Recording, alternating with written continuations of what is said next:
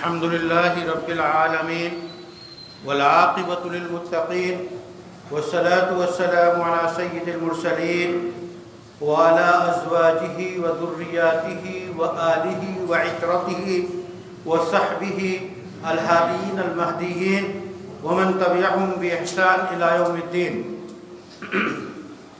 حضرات گرامی، یہ اللہ کا بے پایا فضل ہے کہ اس نے ہمیں عبادت کے طریقے بتائے اور ہماری ان عبادتوں کے وزن اور معیار کو بڑھانے کے بھی سلیقے بتائے، اور ہماری عبادتوں کا تعلق زمان سے بھی بڑھتا ہے اور ہماری عبادتوں کا تعلق مکان سے بھی بڑھتا ہے۔ مکان کی مثال لیجئے، ابھی ہم اس مسجد میں جماعت کے ساتھ نماز پڑھتے ہیں، عام جماعت کے ساتھ، تو 25 گنا 27 گنا ثواب ملتا ہے۔ گھر میں پڑھتے ہیں تو ایک نماز کا ثواب اسی کے برابر ملتا ہے، مسجد آ گئے تو 27 گنا مل گیا۔ تو یہ مکان کی تبدیلی سے، اس مکان کی فضیلت کی وجہ سے عبادت میں اس کے مول میں اور اس کے نرخ میں اضافہ ہو گیا۔ یہی نماز اگر ہم جا کے مسجد اقصی میں پڑھ لیں تو اس کا ثواب اور بڑھ جاتا ہے، مسجد نبوی میں پڑھ لیں تو اور بڑھتا ہے، مسجد حرام میں مکہ مکرمہ میں پڑھ لیں، مسجد حرام میں تو حدیث کے مطابق 1 لاکھ کا ثواب مل جائے گا۔ تو گویا مکان کے اندر اللہ نے یہ فضیلتیں رکھی کہ ہماری عبادت کا معیار اور اس کا وزن بڑھ جاتا ہے۔ اسی طرح زمان کا مسئلہ ہے، زمان یعنی وقت۔ ایک تو تہجد کا وقت ہے، اللہ کی طرف سے اعلان ہوتا ہے کوئی درخواست دینے والا ضرورت مند، میں اس کی ضرورت کو پورا کروں، ہے کوئی ننگا بھوکا ضرورت مند، اللہ کی طرف سے اعلان ہوتا ہے، اس وقت جو مانگتا ہے وہ ملتا ہے۔ تو دعا اور تہجد کی نماز کا معیار بڑھ جاتا ہے تہجد کے وقت میں۔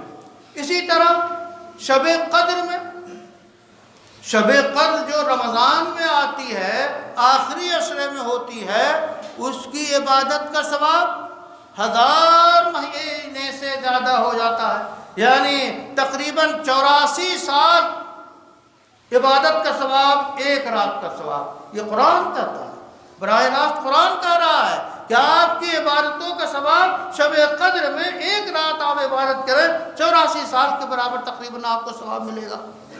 اسی طرح اللہ تعالیٰ نے اور بھی فضیلت کے مواقع رکھے ہیں، مثلا جو جمعہ پڑھنے ہم آئے ہیں، اس جمعے میں ایک گھڑی ایسی ہے جو مانگیے ملتا،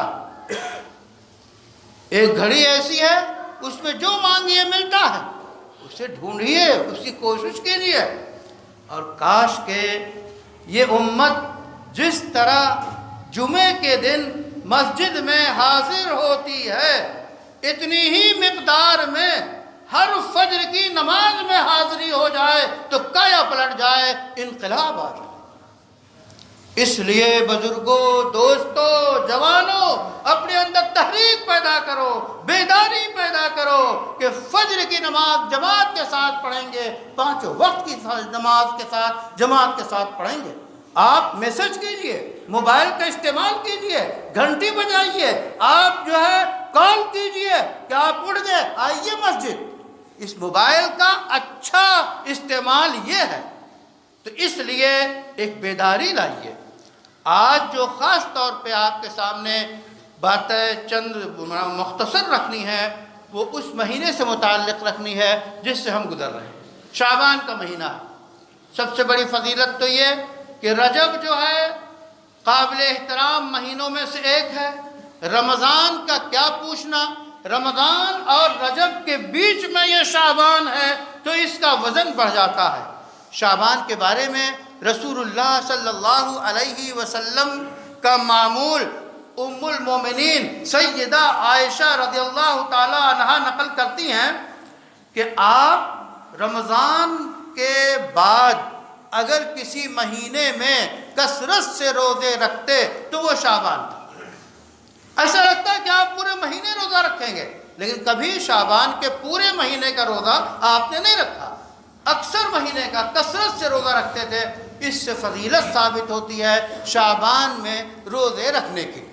شعبان میں ایک رات آتی ہے جسے ہم شب برات کے نام سے یاد کرتے ہیں، اس کے متعلق 17 صحابہ سے فضیلت کی روایتیں موجود ہیں کہ شب برات میں فضیلت اس کی ہے، اور 17 صحابہ سے روایتیں موجود ہیں۔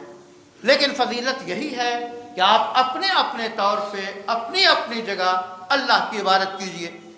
چراغاں کرنا، دھوم دھام کرنا، اس کے لیے بہت بڑا اہتمام نہیں ہے، آپ اپنے اپنے طور پہ اس رات میں عبادت کیجئے۔ حتیٰ کہ مشہور اہل حدیث عالم علامہ عبد الرحمن صاحب تحفۃ الاحوذی، جو آپ کے شرح ہے اس کی ترمذی کی، اس میں لکھا ہے کہ شب برات کی فضیلت اتنی ہے کہ اس کی فضیلت کا انکار مشکل ہے۔ تو فضیلت ہے عبادت کی، کون سی عبادت کریں آپ کا اختیار ہے، نفلیں پڑھیں، تلاوت کریں، تسبیحات پڑھیں، جو چاہیں اپنے طور پہ۔ کوئی خاص نماز شب برات میں نہیں ہے کہ آپ 4 رکعت ایسی نماز پڑھیں، فلاں صورتیں، اس کی کوئی اصل نہیں ہے۔ شب برات کی فضیلت کی رات ہے۔ اسی طرح شب برات میں لوگ قبرستان جاتے ہیں، زیارت کرتے ہیں۔ اس سلسلے میں رسول اللہ صلی اللہ علیہ وسلم سے ایک بار اگر ثابت ہے کہ آپ تشریف لے گئے، سندی اعتبار سے وہ حدیث ضعیف ہے، لیکن اگر مانے لیتے ہیں کہ آپ زندگی میں ایک مرتبہ گئے، تو ہم ہر سال معمول بنا رہے ہیں کہ بھیڑ بھاڑ جمع کریں قبرستان میں، اس کی اجازت نہیں۔ آپ اپنے طور پہ کوئی جائے زیارت کرے، اچھی بات ہے۔ اس کے ساتھ ساتھ 15ویں رمضان کے وہ شعبان کے روزے کا مسئلہ یہ ہے کہ 13، 14، 15ویں تاریخ ہر مہینے کی روزہ رکھنا سنت ہے۔ شعبان میں آپ رکھتے سنت ادا ہو جائے گی۔ اب الگ سے 15ویں شعبان کے روزہ رکھنا یہ بعض احادیث سے ثابت ہے۔ مفتی شفیع صاحب نے اس کو مستحب لکھا ہے، رکھ سکتے ہیں، لیکن اس کو ضروری سمجھ کے یا دین کا ایک حصہ سمجھ کے اسی دن، یہ الگ مسئلہ ہے۔ اگر آپ 15 کو روزہ رکھنا چاہیں تو مستحب لکھا ہے مفتی شفیع صاحب نے۔ یہ 3 باتیں ہو گئی، عبادت، اور اس کے بعد قبرستان جانے کا مسئلہ اور روزے کا مسئلہ۔ اس کے علاوہ ایک ادب اور بتایا گیا ہے کہ جب شعبان آدھا ہو جائے تو پھر نفلی روزوں میں ذرا سا جو ہے ایسے نہ رکھیں جس سے رمضان میں فرق پڑے بعد میں۔ اس واسطے توانا اور تیاری، یہ رمضان کی تیاری کا مہینہ ہے شعبان کا۔ اسی طرح بعض بچے کبھی کبھی برادران وطن سے متاثر ہو کے جو ہے وہ آتش بازی کرتے ہیں، اس کے حرام ہونے میں کیا شبہ، اس سے گریز کرنا انتہائی ضروری ہے۔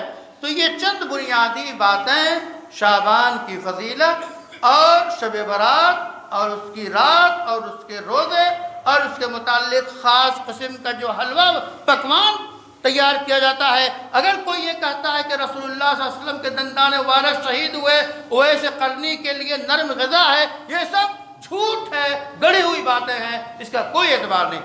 جو میٹھا بنائیے، جو چاہیے کھائیے پیجیے، دین سمجھ کے حلوہ بنانا ناجائز ہوگا۔ اللہ تعالیٰ سے دعا ہے کہ ہمیں خیر کی توفیق عطا فرمائے، اور جو رسول اللہ صلی اللہ علیہ وسلم نے ہمیں تعلیمات عطا فرمائی ہیں اس کے مطابق ہم عمل کریں۔ وآخر دعوانا ان